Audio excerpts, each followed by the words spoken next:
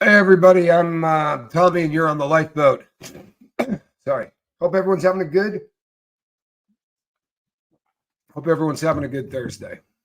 Having a halfway decent one, I guess. Been having a little bit of problems technically. So hopefully we get through this one because as I say, I've been having some trouble, but we're gonna hope we get through this one. So this is the subject that comes up constantly, right? I get asked on a daily basis for people to try to, they want me to pass judgment on whether or not they're a drug addict. They want me to look at them and go, hey, you're addicted to drugs. Or, you know what, you're not addicted to drugs. Either of those things are ridiculous. I'm not, it's above my pay grade to even pretend that, that I can diagnose someone's drug addiction. Now, that said, there are tools that you can use. I can sit down and do a drug and alcohol assessment as using a very standardized form. Every single person that gets arrested in the U.S. or goes to jail or prison has to do one of these. You've probably done one if you've ever been in trouble. $99, right? And people like me make a living that way, breaking out these things and telling the court whether or not this person has a drug problem based on the answers to the questions and the absolutely ridiculous. But anyway, is 10 milligrams of Boost Bar a normal script?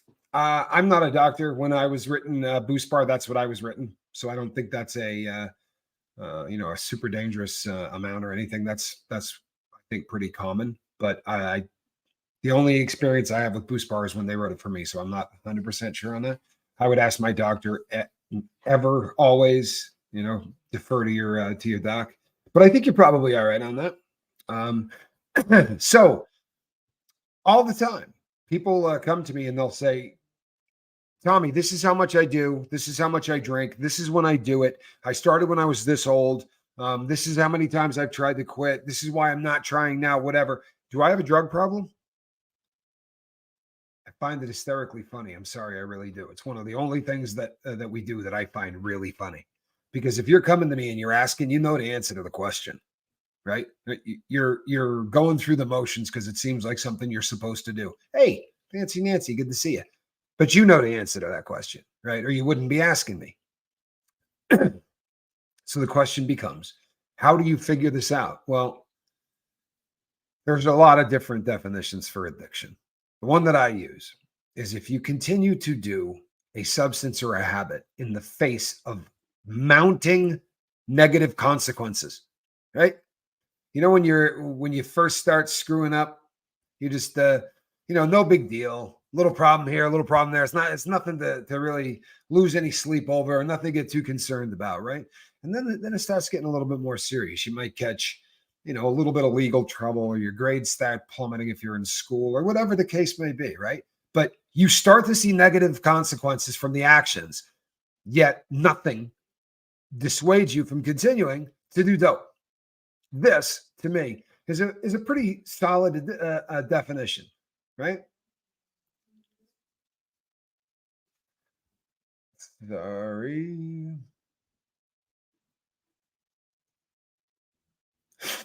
I'll be honest. I don't think interventions work. What I am saying is this: the only person that's going to diagnose whether or not you're a drug addict is you, right? And it takes a dose of honesty in order to make that happen.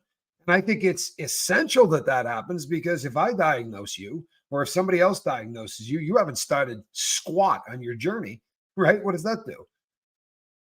Whether you do it my way, whether you do it 12-step program way, no matter what way you get to the finish line, you're going to have to admit you can't control your substance. You don't get sober without that.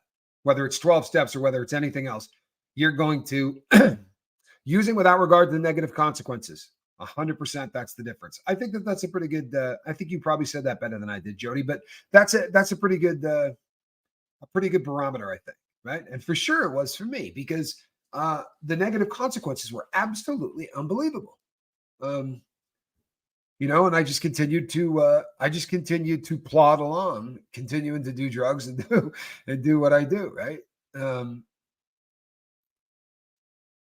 Blake Balake Richardson, good to see you, man. Glad you're here. Really glad you're here. Always fun. So I just quit meth, justified doing it once a year, and then realized it was stupid. Well, I'm glad that you I'm glad that you quit, Rachel. I really am. Meth is a dangerous drug, especially right now, right? Because there was a time where the vast majority of dope in this country was made in this country. By dope, I mean methamphetamine. There were a bunch of guys cranking out meth.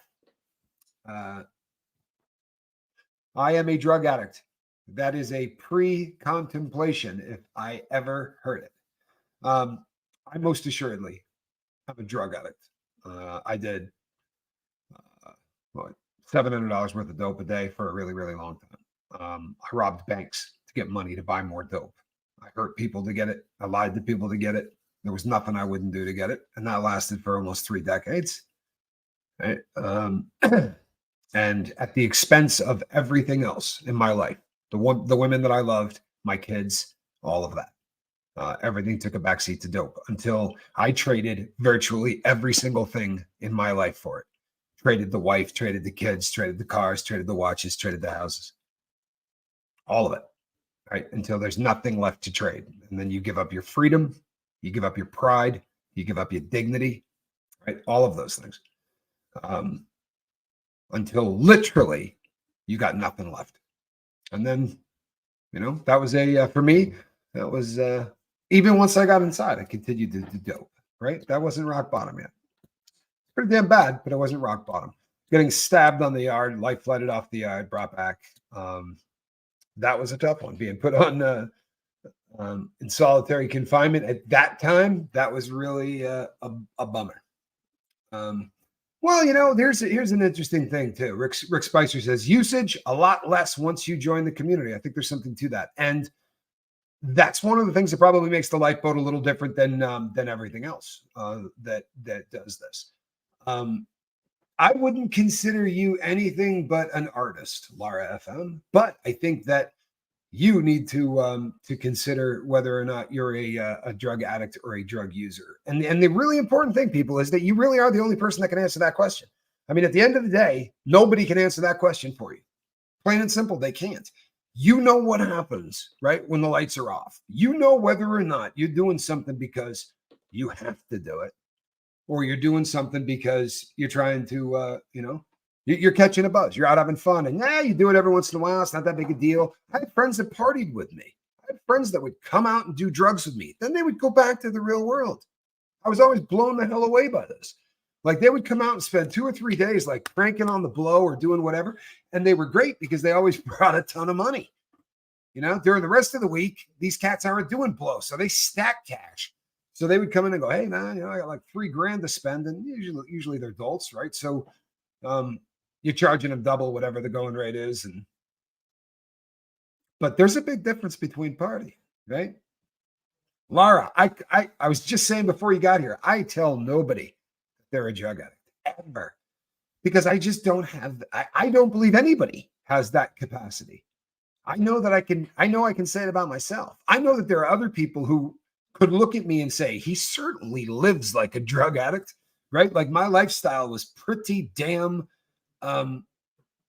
clear. If doing CPR on my sister when she OD'd and I still take a Percocet or a Xanax, wow. I certainly hope you're not taking either of those at the same time, right? Please don't do, Shannon, please don't mix Percocets and Xannies. Please don't mix two respiratory depressants, okay? If we're going to, that's harm reduction. You're going to continue to do dope. Don't mix benzos and painkillers, right? Don't mix alcohol with any pill. There's an expression in the drug world where they say 1 + 1 = 3, right? Because if you take one drink, a shot, a beer, a glass of wine, whatever, and you mix it with 1 OxyContin 80, it's not like you now have double the strength of an OxyContin 80. It's like you doubled the strength of both. So it really becomes a very, very dangerous thing when we start mixing respiratory depressants. Can we slow the chat for those of us who multitask? Chat and pay attention with the skill of a fruit fly on caffeine. I personally can't do it from here, but I'm hoping that one of my mods could do it for you, because By the way, everybody, we have gotten to the point on the boat where I absolutely must comment on the super chats and all that at the end, like everybody else does. I used to love doing it on the fly. It just isn't going to work. Your generosity has become so much to the point that we have to save it for the end. But I really, really appreciate you. Do we need prayers for a kitty? Because that should stop everything we're doing. There you go. This is for the cat. Everybody, thoughts and prayers, please, for a kitty that needs it, right? Kitties don't do anything wrong.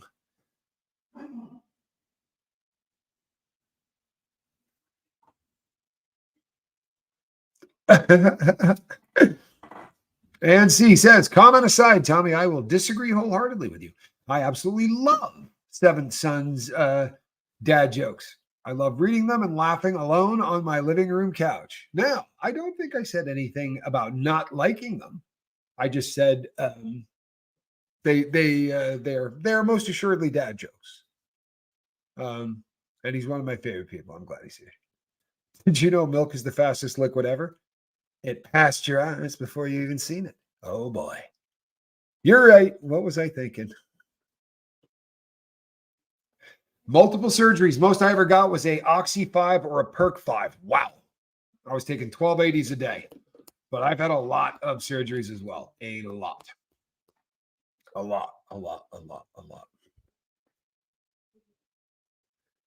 Look at everybody. Hey, if the heat seeker boil, what's happening, Andrew? I saw you. What's going on? It's my friend from New Zealand.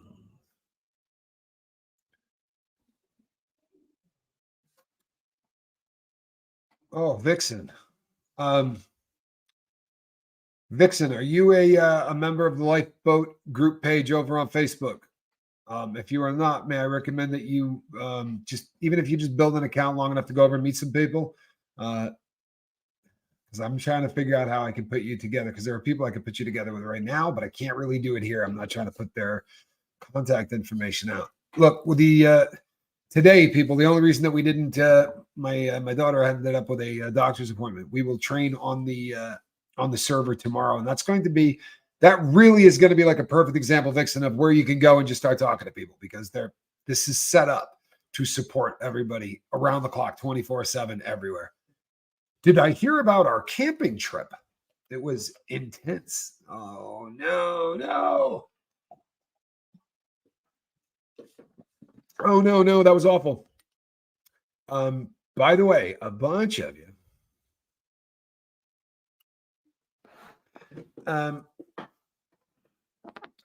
Anunnaki child, I'll run with you on this, but here's my deal. I don't see the benefit of keeping him alive.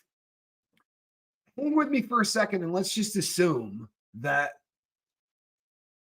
right? If he's the big boss, right? I mean, what's the point of keeping Epstein alive? If he's the guy that has all of the cash, right? I just don't, I can't see where anybody and everybody that was associated with this dude at every level probably has a reason to see him dead. But I can't see too many people that have a reason to see him alive, right? I don't know why you would want to smuggle him out, get him away. I feel like the work is done. The operation is blown, right? The whole world knows what was going on down on that island. I think he's probably at this point really expendable. He's probably a guy you no longer want around, because if he's your pimp, if he is the guy that you hired to be the handler of underage boys and girls for abuse, right? If that's what this dude needs to go, right? If he's getting ready to go to talk to anybody about anything, what do you think he's going to do? He's going to go, hey man, I was just a pimp. You know, the people that put this stuff together, no, that's the people you need to go after. And in my humble opinion, people, there ain't no receipts. I'm telling you, this is my humble opinion. In my humble opinion, that's exactly what we were looking at, right? That's what was going on. So if that's the case, he's really, really somebody that they're going to want dead fast, right? Because he's a threat to whoever the money guy is, the person that are holding the strings. I think those are the people that whacked him. But that's my opinion. Hey, Lisa Trimble, how are you? I'm glad that you are here. I really am. I think I saw you earlier over on, I was talking about you. I saw you earlier over on Reese's channel, was it not? Yes, there is. And you know what? This is one of those unusual ones that there's no such thing as a good ending. People were injured in this, and one student is dead. My understanding is that the shooter was the one that is no longer with us. That he removed himself. That is my understanding. Calhoun, I did not see what that last one said. Did I miss anything on that, or was that no? Yeah, exactly. You know what? Exactly. I think that's really what we were looking at, right? Like once you see Oz, you got to go. I think the body thing is something that they like to do. I mean, think about it if you're a producer, right? If you're the producer of the show, they say, go out and get me some B-roll, right? That's the standard stuff, right? I need something to play. Like, have you ever noticed that when like I'm sitting there and I'm doing a talk, and if I was a talking head on a major news channel, there's a loop of film, but it's only about 30 seconds long. That's your B-roll, right? And that thing is going to just be playing nonstop on a loop while we talk. And it's supposed to be giving you enough of the scene so that you feel like you're attached to it, right? I feel like the body thing is probably something that the people say, hey, make sure you get him removing the body out of there if you can. That'd be a good shot, right? The ones that they don't see the body always freaks me out, right? When you hear, oh, we just did a burial at sea. Oh, what? Man, show me the dude's body, please. Right? Show me the dude's body. I'm pretty creeped out about burials at sea. I want to know what's going on. Sorry. And I'm not saying that's a conspiracy theory. I'm not. I'm just saying, boy, it gives you an opportunity, doesn't it? For it.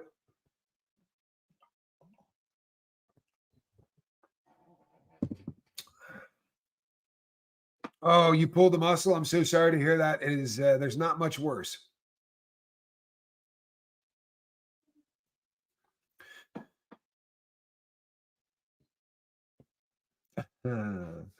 A horse walks into a bar, or Rick Ocasek. That was the other guy, the longest face in rock and roll. Do you remember the guy from the Cars? Rick Ocasek's face was like 2.5 miles long. He had a really big dome. Kind of looked like a horse. Actually, kind of looked like a horse. Random yet friendly reminder to hydrate. Yeah, you know what? I've really been making an effort. It's actually a really cool question. There you go. Thank you. Question from Drush Marush. Maximum security level 4 prison. I'm just curious how they move highly dangerous inmates to get a tooth pulled or a colorectal exam. Isn't that something complicated due to security risks? Absolutely. And here's how it works. If you are leaving the prison, right? If you have to leave the prison to go to an outside hospital or whatever, they're going to put you in the segregated housing unit the night before. They want to keep an eye on you, see what you eat, all that stuff. But always, if you're going to the hospital, they're going to stick you in the shoe for the night before. And then at about 4 a.m., they get you ready to go. And 3 cops have to escort you everywhere you go on level 4. So if you're out of your cell, you have to have 3 cops that escort you. So your hands go through the food slot in the back, and they cuff you up behind your back. You walk out. There's going to be a van for transportation, right? That transportation van is going to have 2 cops in it. Then they're strapped. Like, these are the real deal. They're not, these guys have weapons, and one sits backwards facing you, and the other sits driving. But when they get where they're going, you're shackled, you're belly chained, you're shackled at the ankles. One of the other reasons that they put you in the shoe is you get no warning to be able to call home to a friend and say, hey, I got a doctor's appointment tomorrow, right? None of that. All of a sudden, they just come up and go, hey, need to talk to you real quick. Your phone's already been turned off. You can't get a message out to the street. You understand? But their biggest fear is that you're going to have somebody waiting at the hospital. So you never know what day you're going. They're vicious about making sure you never have any idea when you're going.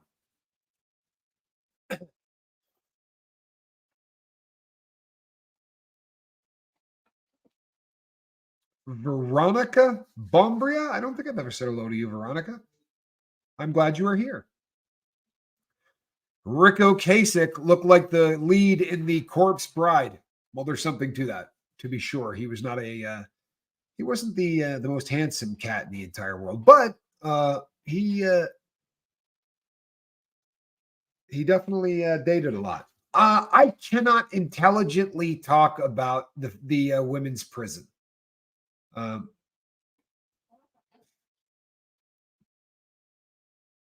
did you?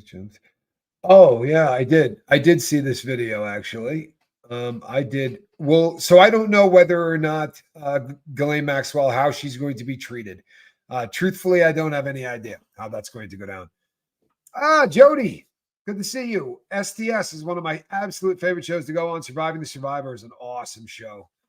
Really, really dig Surviving the Survivor. I think he's live right now, actually. But if you guys have never gone over and checked out Joel and his mom and his wife, it's just a great. They do true crime over there and they do it right. Tom Petty's band was like that homeliest band in rock and roll. Oh, I don't know. Motorhead was pretty. That was a pretty rugged looking band. Hey, Tommy Bird, what's happening? Tommy Bird, you ran a little late tonight, aren't we, bud? Oh, people. I'm just picking on Tommy. Tommy and I go way back, right? Tommy's been here the whole time. No way. Right. Calhoun, pull up that last one. I'm sorry, I need to see that one because there was a question on there that I really wanted to answer. I bet you can't find it. That's all right. Hit that like button, subscribe, and join the crew. Please do. There it is, Tommy. Did you do like the video? The guy that jumped the judge in Vegas yesterday. It was wild. How in hell was he not handcuffed? Okay, this is a question that a bunch of you asked me in emails today. Like a bunch of people reached out and said, why the hell could this dude do this? Why was he not in handcuffs? You will also notice the cat is in street clothes, right? So they don't want you in shackles until you are already sentenced because they don't want the appearance. I mean, think about it. If you bring me in like this, and I got my hands behind my back, and I got a what's his name, Hannibal Lecter mask on, and they've got me on they're wheeling me in on a dolly, right? What are the odds that everybody in the room doesn't think I'm guilty? You understand what I'm saying? It's like bringing somebody in stripes. You look at him and you go, wow, he looks like the guy, the Monopoly guy, right? Obviously, he's guilty. He looks like a criminal. So to make sure that doesn't happen, they allow you to do it in street clothes, and they do everything they can to make it look like you are just a citizen like everybody else, right? They don't want to prejudice the jury in any way against you, but that does give somebody, a window of time between the conviction and when they're going to slap the cuffs on.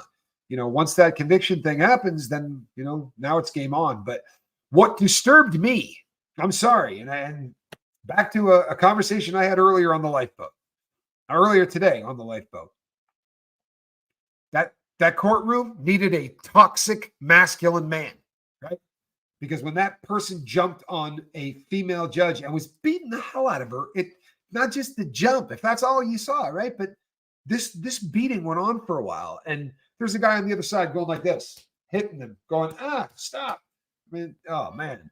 They needed one or two dudes over there just sawing logs. You know what I'm saying? Like they needed one or two dudes over there to really throw a punch, because that would have that was disturbing to watch.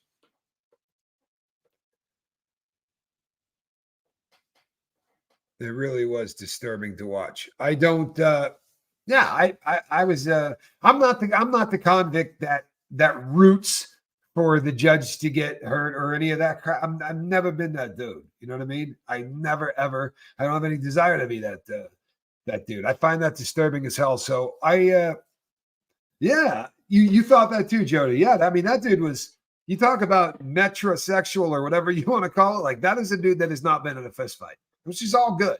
But if you haven't, maybe kick if you can't throw a punch, because that dude needed to have a mud puddle stomped in his chest. Right? He was beating up a woman. Somebody needed to man up a little bit and get that taken care of, and it didn't happen. And there were cops in the room, everything else. It's just, that should have been, say.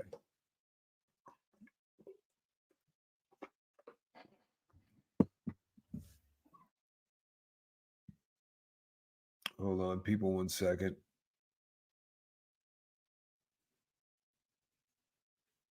Hey, Nick, please take care, my brother. We get some thoughts and prayers for my friend Nick, Noah's Opera. I think bit under the weather today. Yeah, thoughts and prayers with you, my brother. I hope you're feeling better. I really do.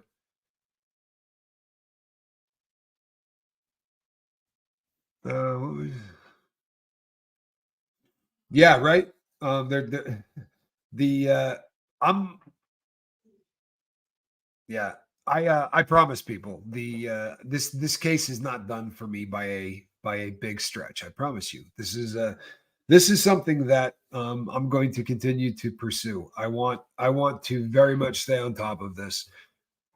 To me, this is a very cut and dry thing, right? Because the only defense anyone is going to be able to say is, look, I didn't know, right? And it really comes down to that person's word of not knowing to anything else, right? Okay. But if you were messing around with this cat after you found out that he was a child molester, right? Okay. Or if in these files there are people that they say, yes, I know for a fact this person was sleeping with underage people, they got to go to prison. Plain and simple, they got to go to prison, right? If that stuff exists and it's been there for a decade, why are these people not being prosecuted? It is against the law to have sex with an underage, right, individual. If this was happening, why aren't those people being punished for it? Because that's jacked up, man.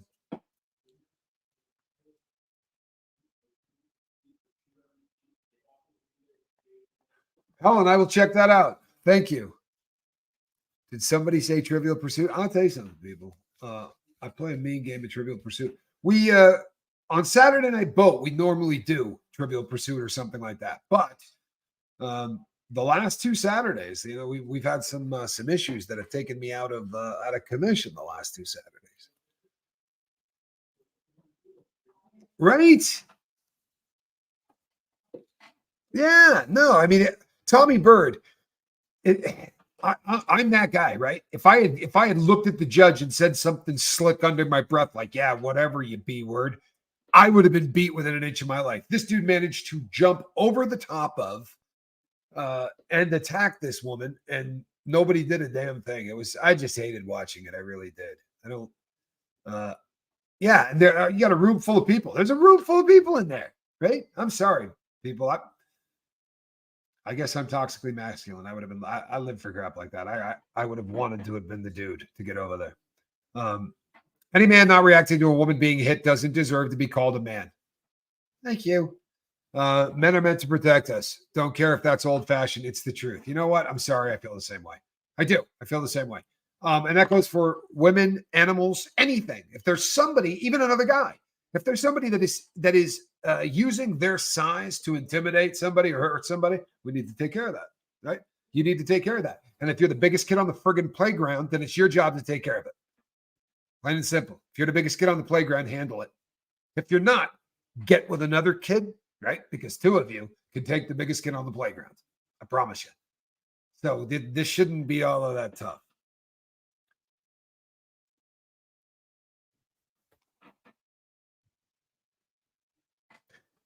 You know what? This is the point that I'm making today. This is the point I'm making, hon. For real, right? These files are from the trial in 2015. The DA has known about these people since then and has done nothing. I doubt they will do anything, unfortunately. No one has ever called them on it. You understand that what happened when Loretta decided that she was going to release all of these documents, okay? When this judge did what no other judge has ever done, something has changed. Something has changed, right? I don't know whether it's the Me Too movement. I don't know whether it was the hot mic moment, right? Remember from Weinstein? Man, we had all this. We had all this. We had the entire story and you guys buried it. They're afraid of the same kind of thing. And I think this is a shifting tide right now. And if people like us, if we all start screaming, Seventh Son is a master and has reached out to me. He's told me, and we're going to put together something so that he can help all of us be very targeted with how we get on politicians' backs about things like this. But we have to, literally, we have to reach out and go, what's the deal? How is it that you got a list of people that had sex with kids and they're not in prison? Is this because they donated tons of money to your political action committee? What is it? Why is it that these people can have sex with kids and not get in trouble? Maybe fill us in, right? Because if this is allowed to go unpunished, if we learn nothing from this, guess what? Think about it. Think about it.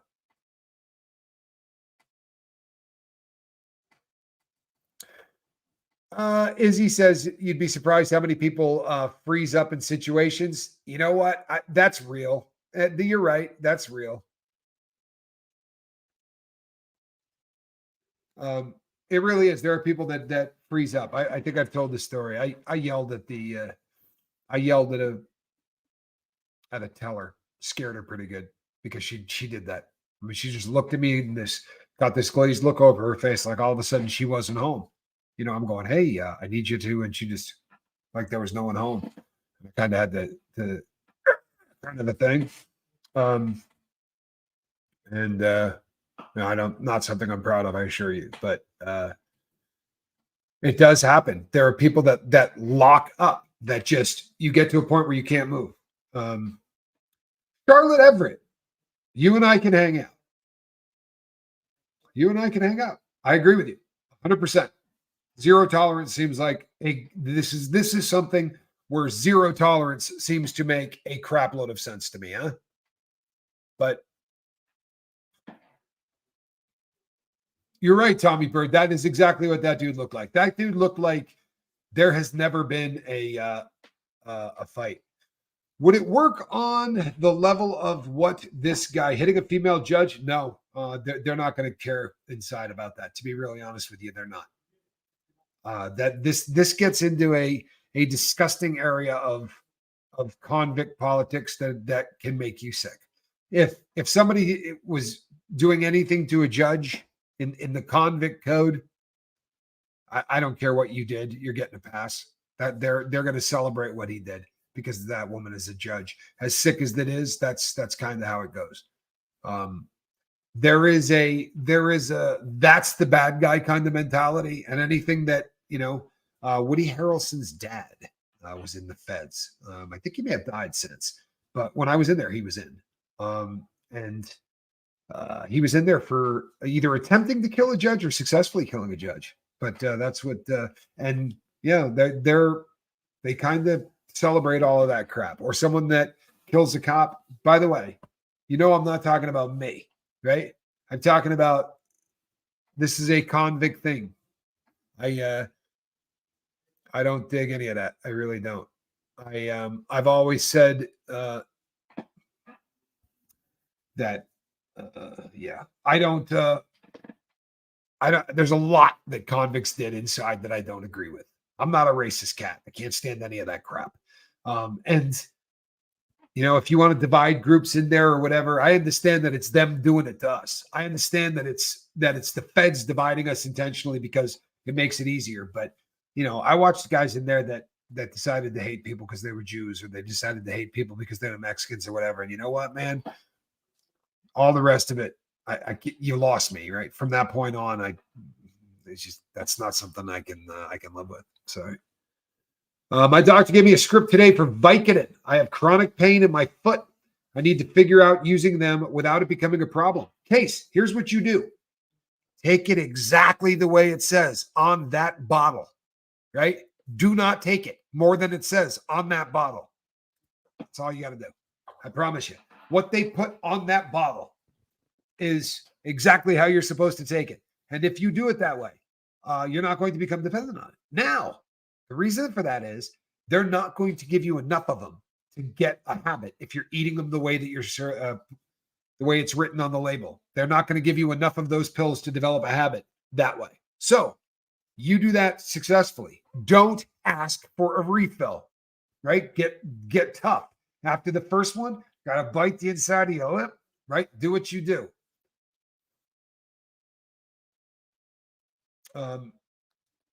Do what you do. Kelly Visor says statutes of limitations for underage SA in New York can file crime charges up until the victim is 28 unless you have received any legal compensation. Good to know. Good to know. Good to know. Thank you, Kelly. And if you need pain medication for chronic pain, we're not mad at you about that here. That's what this show's about, for real. If you need painkillers, you need painkillers. If you need ADHD medication, then you're taking speed. Fine. If you need what the doctor is giving you, right? I'm not anti-drug.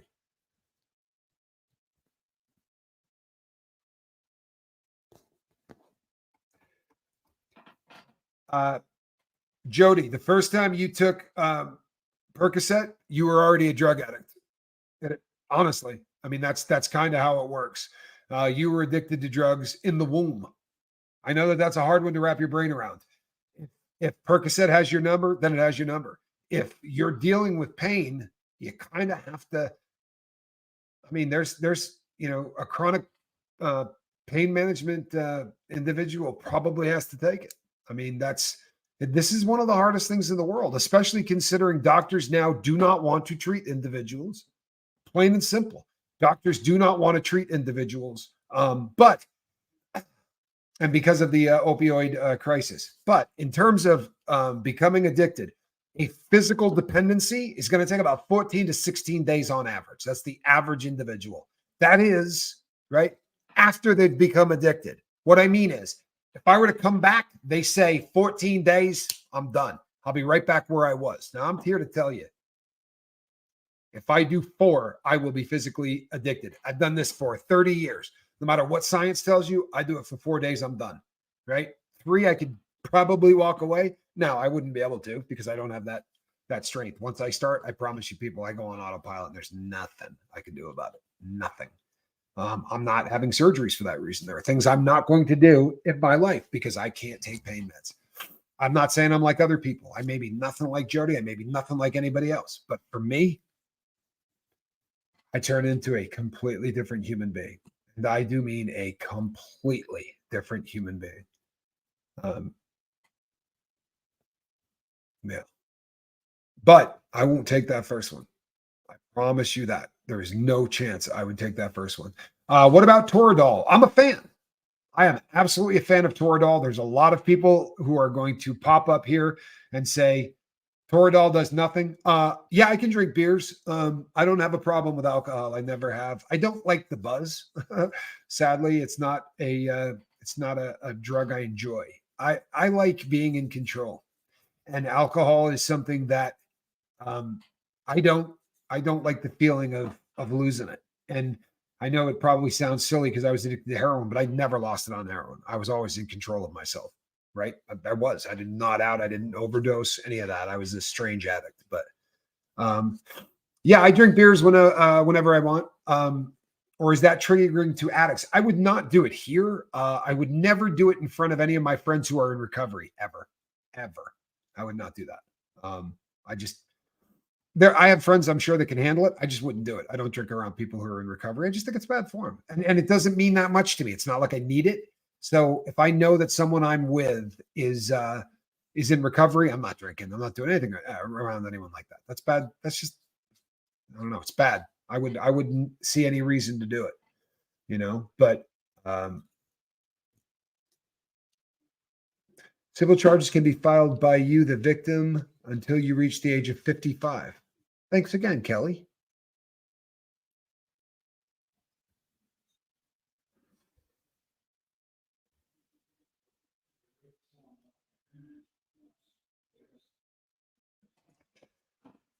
Oh,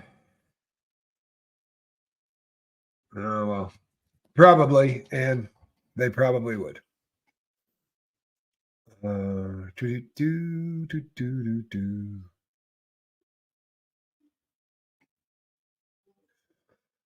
I'm sorry. I'm trying to keep up here, people, but I got really behind and I'm trying to figure out where the hell this is going.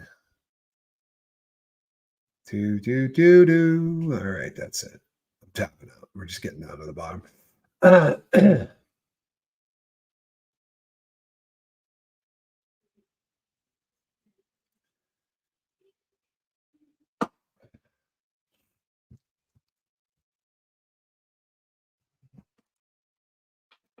Steven Tyler said he didn't have a monkey on his back. He had a gorilla sitting in his driveway. I'll tell you something about Steven Tyler. If you read the book about the Toxic Twins, about he and his guitarist and the dope they did, Mandrax was a big one with them. But the amount of drugs that those guys were doing and managed to stay alive. I mean, I'm sure that they exaggerate stuff in books, but my God, like you read the amount of stuff that they were taking, and it's horrific. I believe this too. Yeah, normally that was a quick one for me. If I was in the same room as heroin, that was a wrap. Um, it yeah. Jody says I lost my sister and nephew to drug overdoses. Addiction runs in the family.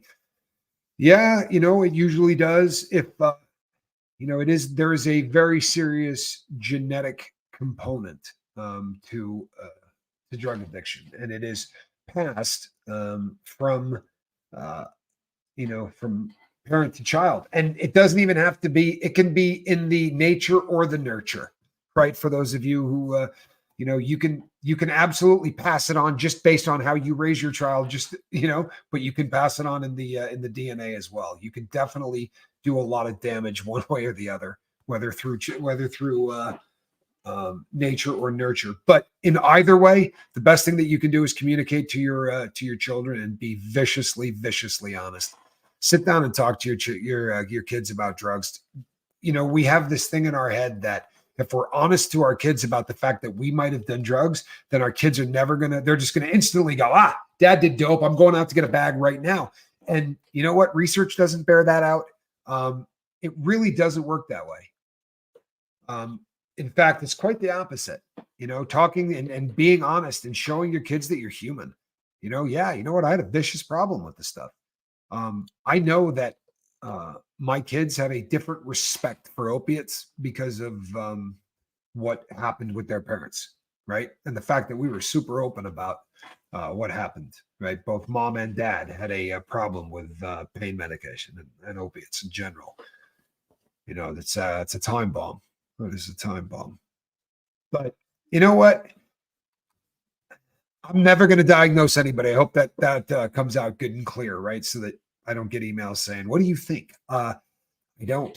I think that you need to. I think you need to look at yourself, and I have a struggle believing that anybody doesn't know whether or not they're an addict. I really struggle with that. We're good at BSing ourselves. I get that, but by the time you're asking someone who has a sobriety channel if they think you have a problem, you may know, right? Question: I have to take pain meds for fibromyalgia. It is the only work. Yeah, that's the only thing that works. Yep. I get any app on your phone to log each pill. Don't trust your memory.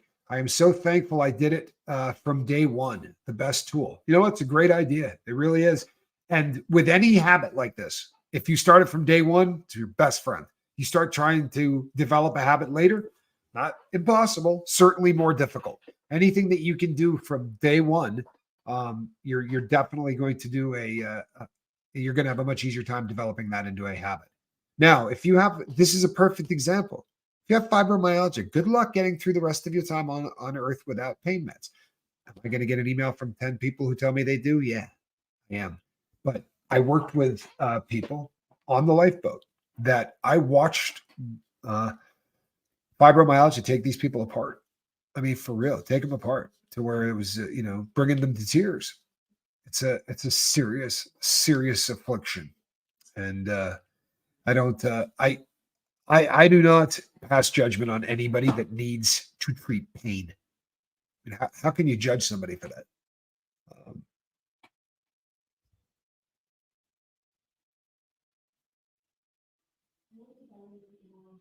Uh-oh. Oh, Kelly Visor says, "You're welcome. I just adore you. Truly, don't miss an episode. Hey, Spanx, I have a daughter who's 21 and finishing her bachelor's degree in science and nursing at Kent State University." There you go, Calhoun. Huh? I like it. I like it. The degree in nursing. I love nurses. I've always loved nurses. I'm serious. Way more than doctors. I feel like nurses do all of the work and doctors don't. I really like nurses.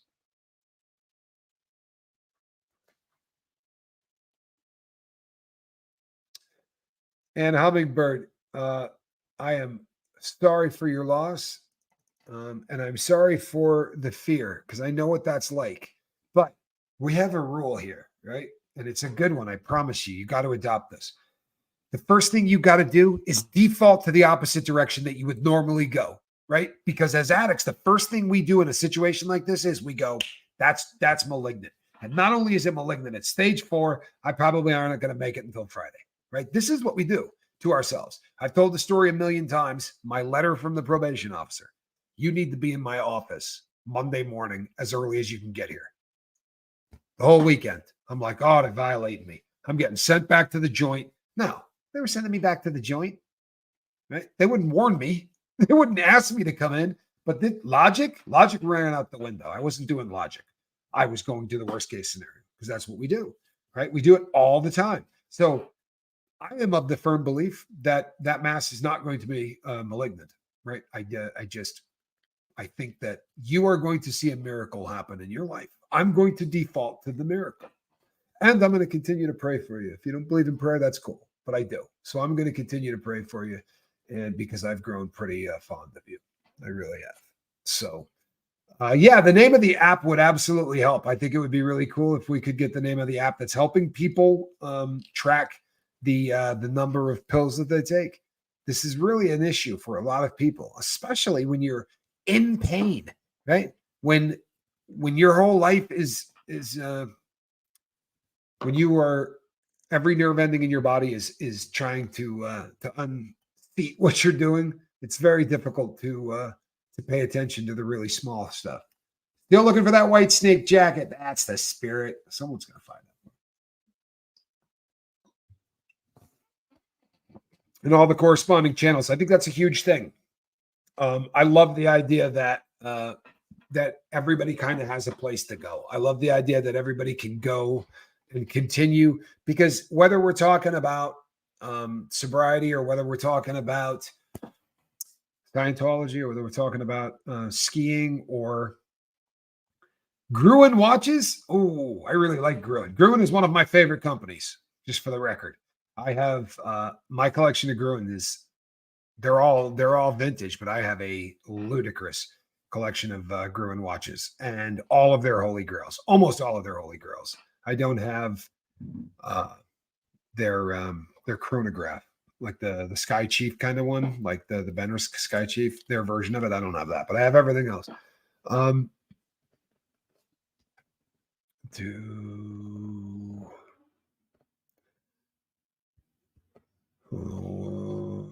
second. I have been on pain meds for years for rheumatoid arthritis, lupus, and fibromyalgia. Never failed drug tests. Stay in my damn lane, in my dose lane, rather. I'm sorry. I know my body is addicted, and part of me wants to give them up so damn bad. Your body is dependent, honey. Not addicted, dependent. Addicted people are not taking it the way that they're supposed to, right? They're taking it not because of the pain. They're taking it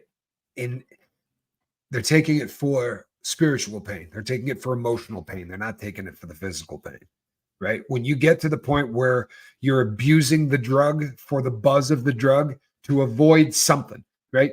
I've talked about this many times before, and people will argue with me. Heroin as my drug of choice doesn't give you anything, right? Guys will go, oh, it gives you courage. No, it takes away fear, right? Big difference. Believe it or not, there's a big difference because all that drug does is take from you. Drugs don't give you squat. They take from you. And you don't see it in the beginning because in the beginning, they take fun stuff like, oh, my inhibitions, or, now I feel fine talking in public or whatever. Right. All of those fun things in the beginning. And there always are fun things in the beginning. Oh, since I started doing this, I made a new group of friends and they're fun to hang out with. I got a new social group. A new social group will be stealing from you within a couple of weeks. But, this is it never starts off awful. It's just like a cult or anything else. There's gotta be a honeymoon period in the beginning where good stuff happens. If there wasn't, it wouldn't happen.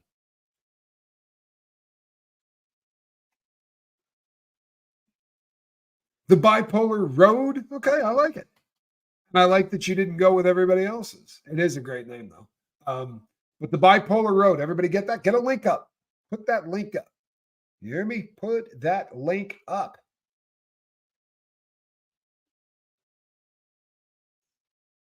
Sorry.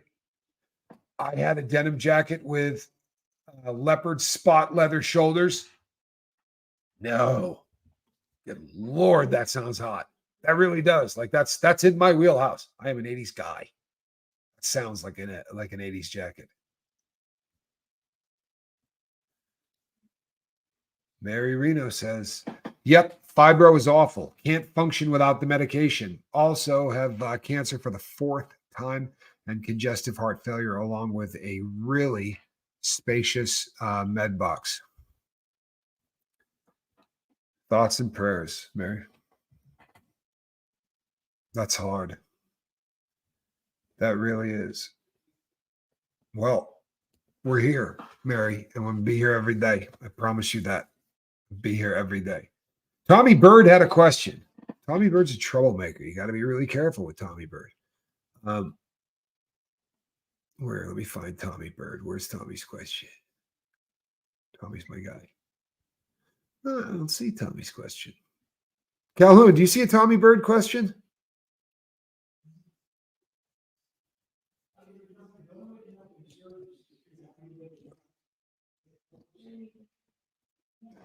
The number of people on this boat who are suffering with chronic pain, it's absolutely astounding. Are ones for thoughts and prayers? Yes, they are, man. They are for thoughts. There we go. Calhoun, you are the beast. Captain, at what age did you deem it appropriate to sit one of your kids down and explain to them that their parents were addicted to drugs? Great question.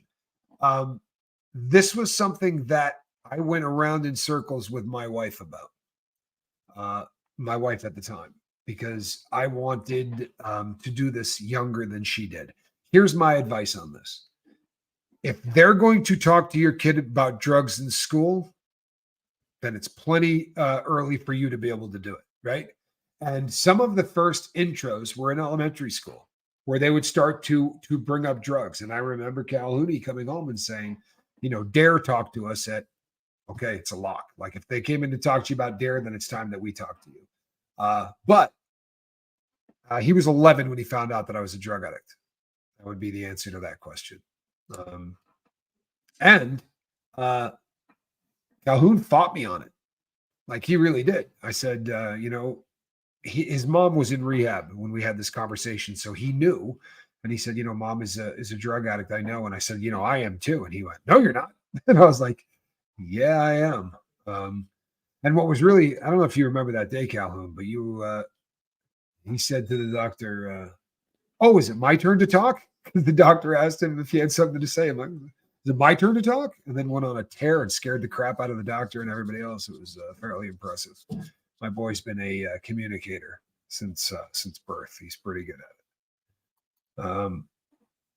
Question: smoke weed recreationally? Is that a question? Do you mean is it okay to smoke weed recreationally? Is that what you're asking me? I don't know. Again, way over my pay grade. I don't care what anyone does recreationally. I don't. If you can do it recreationally, fantastic. I don't think that's a possibility for me, but I also don't feel the need to, right?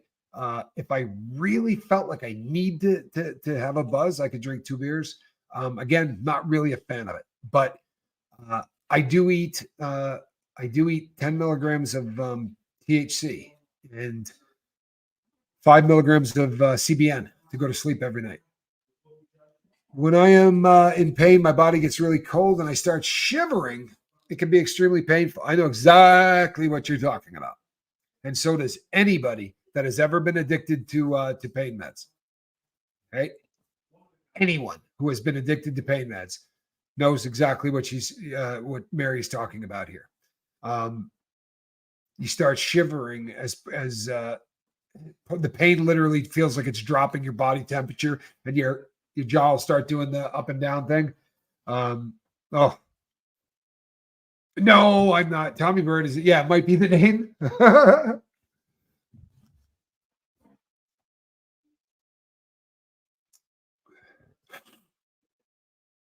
You know what, Tommy? Your dad. You're there and you're looking at him. I'll tell you right now, Spanx Calhoun at 11 was not your average 11-year-old.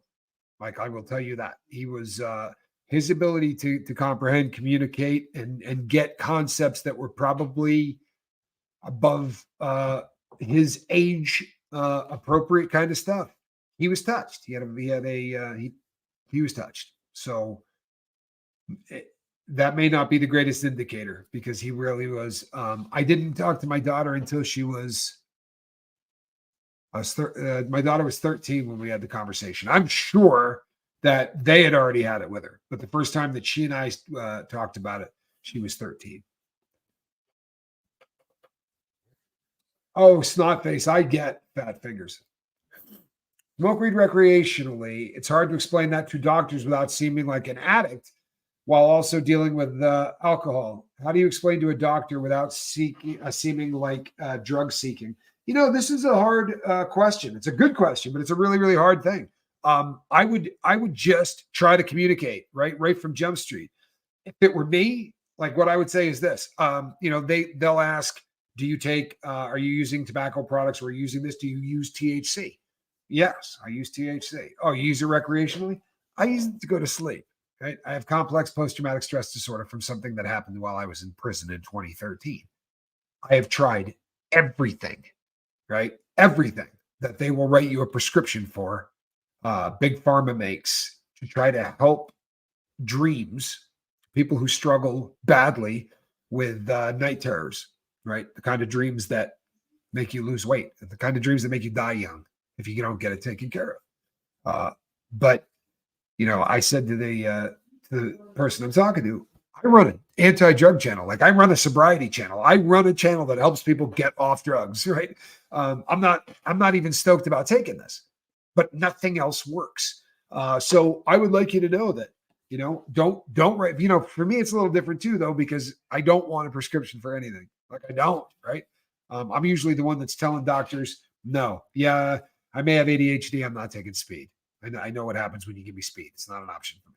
It's not an option for me. It just is what it is. I'm self-aware, right? And I can't do speed. That's when I've already been addicted to speed, right? You do that like that. It won't take long.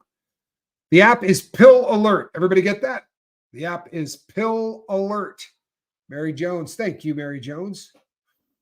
You can also print out a report and take it to your doctor so he can see when you're taking your medication as well. That's also a very cool concept. It really is. That's a very cool concept. Kind of keeps you in lockstep with your medical, your team, your care team.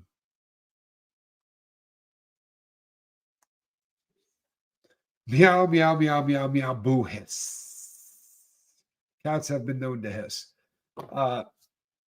Were you simultaneously addicted to heroin and speed, or was it a trade one for the other kind of a situation? They do such different things. I was just curious. I was addicted to both at the same time. I was addicted to speed, but speed was just designed to keep me doing heroin longer. I wanted to be able to do it until 2 a.m. That's really what it came down to, as bad as that is and as dumb as that is. Question, do they hand out razors for shaving in prison? They do. They absolutely do. At some of the higher custody levels, they hand them out and collect them at the same day, right? And they want to see it back with the blade and all that. At the level 3 yards, level 2 yards, level 1 yards, you can buy 5 of them and have them in your cell at all times. Some places sell, triple blade or quadruple blade razors, just like you would get on the street. And yeah, people get cut with them all the time, right? All of the time, people get caught with them. Did I hear they're legalizing MDMA? No, I have not heard that. I know that it's being used to treat PTSD. It's being used to treat a lot of other things. And I'm not against anything that is going to help anybody. Okay? Anybody. I'm not an anti-drug guy. Or, I say that from time to time. I'm really an anti-addiction. I got nothing against drugs. I just couldn't do them very well. Like I had a vicious addiction. I didn't have the ability to stop. That's my problem. I couldn't stop. Larry Allen, thank you. He says, I'm glad to hear your attitude on THC. I'm new to the lifeboat, and I've felt like an outsider for using THC for my pain here in the Bible Belt. Well, I kind of believe that. Until the dispensaries open in Alabama, I'll still be a criminal, and that sucks. Really, that sucks. I guess I kind of take it for granted that I live in a state where that's not an issue, but that sucks. I'm sorry. I really am, because that shouldn't happen. And Calhoun has put the mailing address into the channel description. That's great. Appreciate you.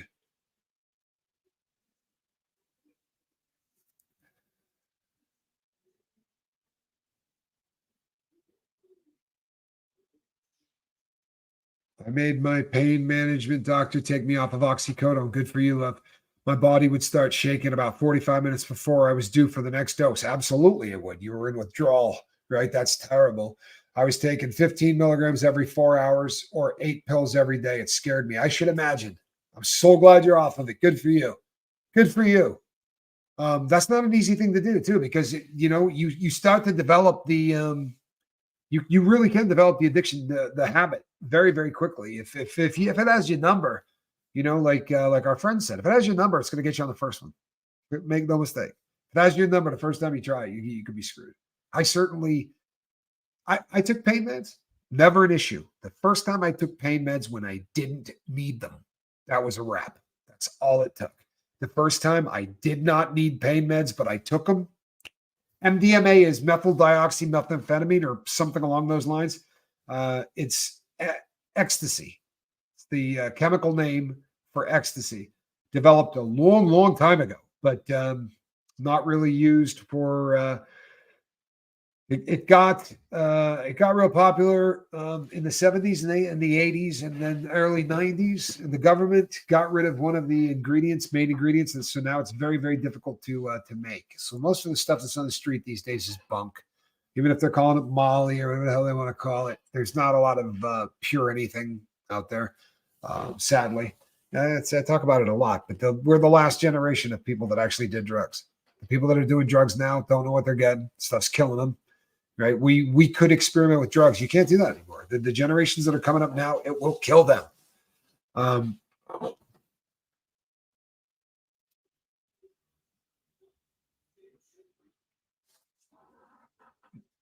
Wow. Yeah. Legal with prescription. It is a very, guys, one in the chat, Mara, means thoughts and prayers, like thoughts and prayers going out to whoever. Yeah, I took a lot of MDMA too. I was a fan. MDMA was legal in the when I first got down to Texas. You could still buy it in bars, and I did a lot of it. Lisa from Jersey, good to see you. Do I think weed is addictive? I smoked a lot for 15 years. I think it was psychologically addictive. Of course it is. Of course it is. And anyone who tells you it's not is got a vested interest. I'm sorry. Of course it's addictive. Listen, if there is a substance, right, that alters how you feel, then you run the risk of getting addicted to it. Because what happens is you start feeling bad, you pick up your pipe, you hit it, you start feeling good. You don't got to be a rocket scientist to figure out that that has the potential for abuse, right? Like that ought to make a lot of sense to everybody here. Right? If I can take away feeling sad with one hit, oh yeah, then you have the potential to get addicted. Yankee Kyle, congratulations, my friend. It does take a lot, people, to never even try. You know what I mean? Stuff in this day and age, because it's everywhere. God bless you, my man. looking forward to 35 more years from you, huh? Because that's not easy to do. It really isn't, especially in today's day and age. So well played.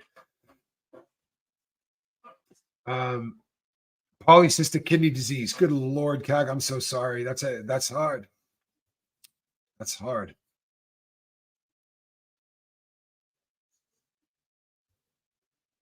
Amber, Vanessa, if you did not like speed, then you're probably not going to like ecstasy. There is a grip of speed in ecstasy. It is a methyl-based drug.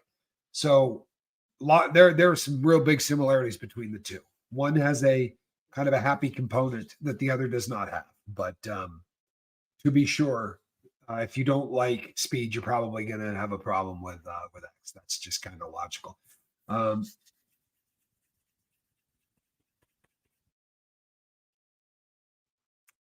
I think I'd still be a fan today in certain situations if it was real legit ecstasy. I absolutely feel the same way. I had a very close friend that I did all of the ecstasy with, and I talk to him about once every 4 or 5 years. I will get on the phone with him and we will discuss. And he'll say to me, I got some disco biscuits about a month ago. And I'd go, really? It's like the old days? Nah, that's garbage. But he continues to go out and try to buy them because it was a lot of fun. Like that was a drug that, I mean, it really was not overrated. That was a fun drug. You know, it really was. And very lovey. You know, there was a lot of love stuff. Oh, you use trazodone to sleep, Kelly. Trazodone is scary for guys, right? That priapism stuff is real. And when it happens, that's a frightening drug. What if you're addicted to weed, but it doesn't affect your life negatively? Do you still see it as a problem? Not me, not my again, not my pay grade to say that's not.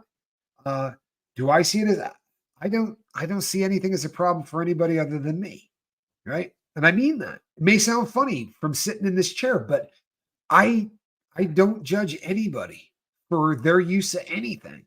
And nor would I say I see this as a problem. If you're dropping, if you have the money and there's no negative consequences in your life and you're happy with it and you're, I don't know. That's a decision that you got to make, right? I would much rather have you on that than drinking. Believe that, right? I would way rather have you on weed than drinking. In fact, I'd rather have you on weed than just about any other substance on earth. So, right, harm reduction, man, go with the weed. For real, go with the weed. Alcohol causes negative, alcohol starts to destroy your body, even if you're not noticing all of the other stuff. It's killing you, I promise. It's a poison. That's why it gets filtered out through our liver, right? It's a poison. Make no mistake. Dries out every cell in your body, sucks all the water out of it. Alcohol is a poison, people. Can you put the brand name of the gummies again? You know what? It doesn't much matter the name brand as much as it matters the this is what matters. It is the 100 milligrams of THC and 50 milligrams of CBN. This is a very this is sort of done by a lot of different people in the same combination, right? Because that's the sleep combination. So what you're looking for is that right there. 100 milligrams of THC, right? And 50 milligrams of CBN. That is what you were looking for. By any manufacturer, whichever one happens to be on sale, right? But most people hate this because it is not going to be fun. It's going to just put you unconscious. If you're trying to catch a buzz, this probably isn't the product for you. But if you want to go to sleep, this stuff is fantastic. Grouchy says, at least I thought I saw Grouchy. Where is he? I saw a Kratom question, did I not? There we go. Grouchy Mama Bear says, question, how do I feel about Kratom? Kratom goes into your body and attaches to the mu receptor and causes the mu receptor to get you high. That is exactly what heroin does when it enters the body. So for me, I'm not going anywhere near that stuff. Right?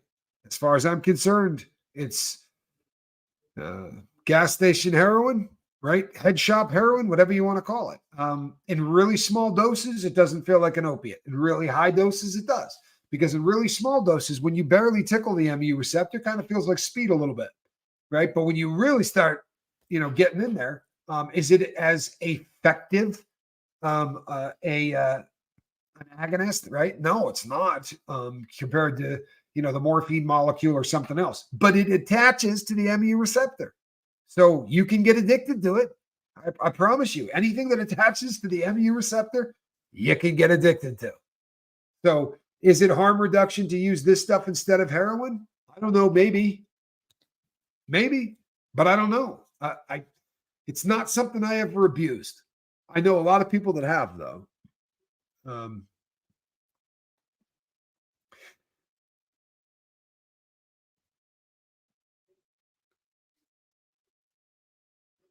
Yeah, Mary, I can't believe no doctor ever told you that. Yeah, that's not a phenomenon that's unique to you. This happens to a lot of people. When your pain increases, your body temperature starts to drop. That always happened to me. That's something that always happened to me. Oh, I wish I could take a sleep medication. I just can't. But the gummy works fantastic, and I don't wake up with any kind of a hangover or anything, which to me is the big one. I get up at 5 a.m. and come talk to you. Can you imagine me coming in here and doing this one? Like, how long would that last? Oh yeah, Lisa. Lisa, there's another version of it. Lisa, send me an email. There is a version you can take, but I'm not gonna. It would take me way too long to do this. K2 and spice is no bueno, right? No bueno. That stuff is really, really ugly. Really, really ugly. Is it legal everywhere? You're talking about Kratom? No, it is not legal everywhere. There are states that have made it illegal. There are absolutely states that have made it illegal, but there are still a bunch of them that it was legal in.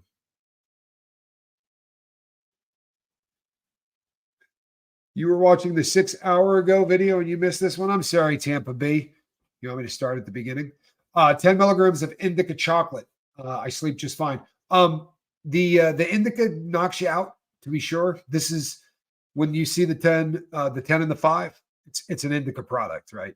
Because it's going to do the sativa tends to make you a little bit more peppy, and the other tends to be more like, yeah, all right. So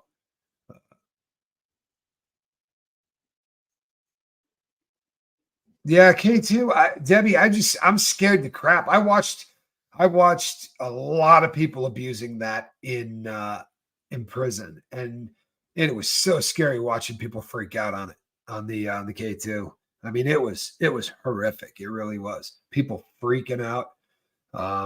Yeah, they call it episodes. It happens so often that they build cages to put people in who are having episodes. How ugly is that?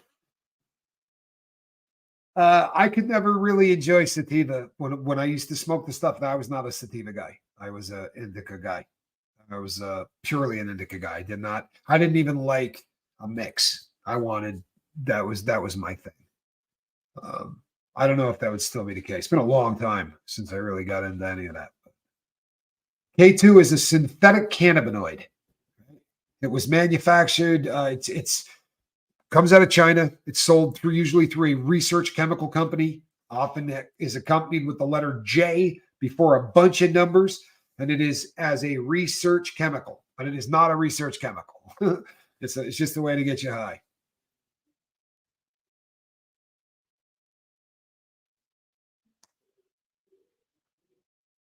Thank you, Anunnaki child. That's a really cool thing to say, man. That's no lie. It's a very cool thing to say, and I appreciate the hell out of it. Thank you. I mean it. That means a lot. You, Lisa, the one that can't take it for work. MDMA is ecstasy. K2 is a synthetic stuff that they made it was really made so that they could market to people that had to take piss tests, right? That's what it was. So that they could still use. And it got very popular. It was sold through head shops and everything else. It has pretty much been made illegal everywhere, but people still buy it online and it's called K2, sometimes called spice. Indica is a strain of weed, right? So there are really three major strains of weed. You got indica, you got sativa, and you got one that they call, some people say ruderalis or ruderalis. I mean, you hear it pronounced differently. That one is usually used for textile, right? It's like stuff you make rope out of. It's not great for smoking. The other two have very unique properties. Sativa is usually considered to be more of a head buzz, gets you thinking, and a lot of people dislike that. I've never needed my brain to get stimulated to think. That usually gets me in trouble. So I was never a fan of that. The other would be the indica. The indica tends to be pretty strong, makes people sort of grow roots to their butt, not want to get off the couch. But to me, that was always kind of what I was looking for. So I buy the indica strain because it tends to make you sleepy, but that's what I'm trying to buy it for, is so that I can go to sleep on the stuff. So I think that covered it, right? All Latin to you? Nil harc carabundum illegitimo. I'll let these bastards get you down. They're just silly. Anyway, synthetic anything is bad news, says, yeah, I agree with you. Synthetic anything. I'm not a big fan of synthetics either.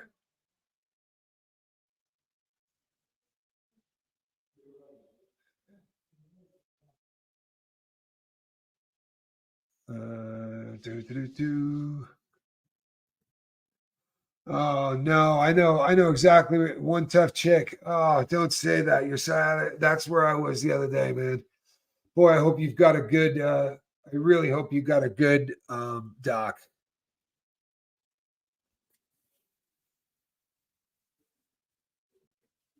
Yeah, prescriptions never worked for me either, Rue. I mean, or I would get addicted to them.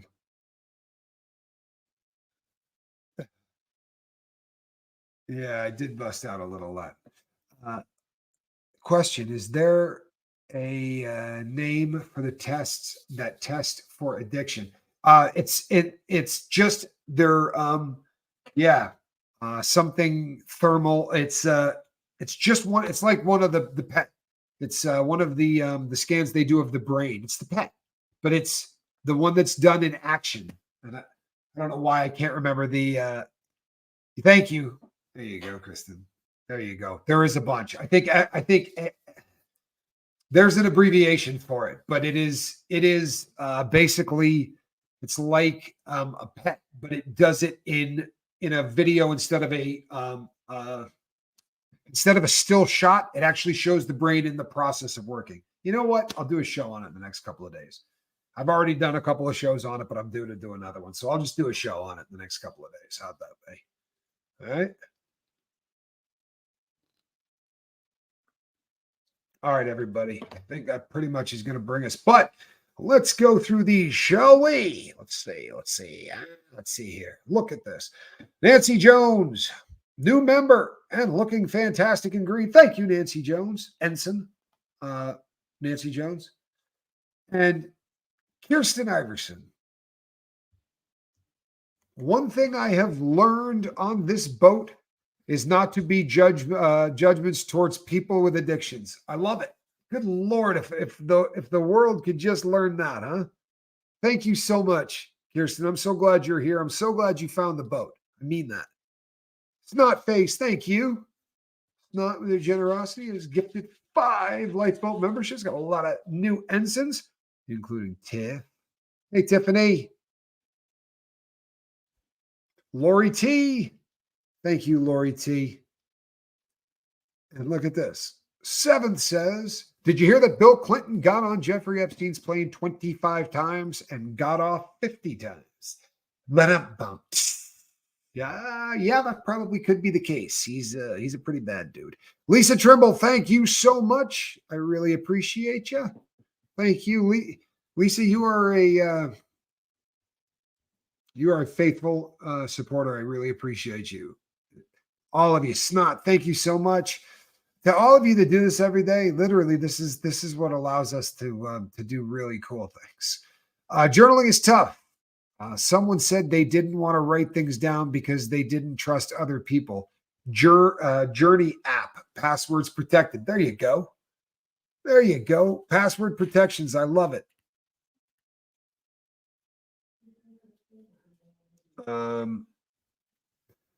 Yeah. Okay. My wife smokes pot all day and basically ignores the rest of the world. Doesn't do the basic things. She thinks she's not an addict because it's just pot.